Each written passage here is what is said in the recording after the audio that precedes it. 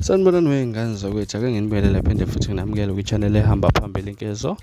Mina ngimfeza uNtuthu ngakhumalo bathi ilaspa namagumede phansi wamhlabele ngane wey'ngane zakwethu. Bathi mhlabe usemusha kuleli khasi sizophinda ngicela usubscribe, ungakhohlwa ukukhomenta nokulike, kanjalo futhi-ke nokushare okukhona okukhulu kunakho konke. Wey'ngane zakwethu-ke usenkingeni umculi amaskandi ophinda ubusomahlaya lapha nozakhela udumo ngamavidiyo nje la khona-ke achwensa abantu lapha. Usokhumbula ukuthi-ke kulezi nsuku udikadikana nenkosi Malanga Mayogathi. Sikhuluma ngayo-ke insizwa uXolisana uMvokambeje, insizwa laphana esencanyana nje laphana, kodwa-ke efikile nayo-ke endimeni yezokuqeda isizungu laphana. Ngaze kwethu kuneclip etrendayo ey'nkundleni zokuxhumana la khona ingosi ethi-ke emgedeni laphana ephethe yena insizwa uTK uMvokazuma laphana, kanjalo nenkosi yesizwe sakamnikathi laphana-ke lapha kukhona bebehlaziya idaba oluthinta uMbeje. Kuthiwa kuMbeje laphana uright nje ezihlekisela ngoba ucula into engekho. uMbeje-ke ingane zakwethu-ke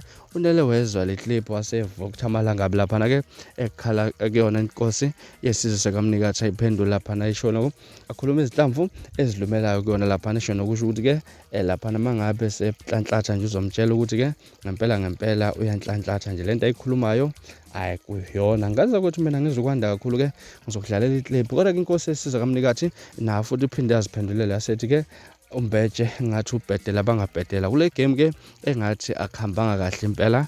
Kuzomela ajeze kuMbeje ubhedele abangabhedelwa-ke laphana mangabe bhedela abantu abafana nenkosi yesizwe sakamnikathi. Ngaza kwethu nayi clip ngizokwakho ukuphawula laphana-ke ukuthi kuthini ngale clip-ke maqada ukuyilalela. Ngaza kwethu bekuzona ezihamba phambili, ngingakhohlwa ungilandela ku-Facebook @Radio Inkezo, subscribe kuyona le channel ngaphambili Radio Inkezo. Nisiphatha kahle nibone sinomnandi nansi iclip. Azibantu uMbeje ukufocasa acula umculo abhede khona emculweni wasimazi thina ezibhedele emculweni ngoba avela ngawasi uculo. Lenkosi inkulumo yakho uyiqale kahle, egcineni manje usuyafathuza. Mawusuthi angikwazi ukucula sokukufathuza lokho. Inhlonipho izongiphelela mawufathuza. Hayi wezuma ngiyayibona njalo le video leseculator lapha kwi-social media yalo mfana kaMbeje ethi inkosi yesizwe sakamnikathi iyafathuza.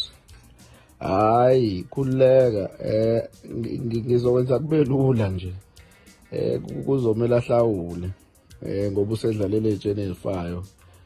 Awukwazi ukuthi uthi inkosi iyafathuza, uyena ofathuzayo qobo lakhe. Angazi Nxamalala akahlawule lo mfana, ubona kanjani? Uyagaga lo mfana, uhlale kwenza kumlungela.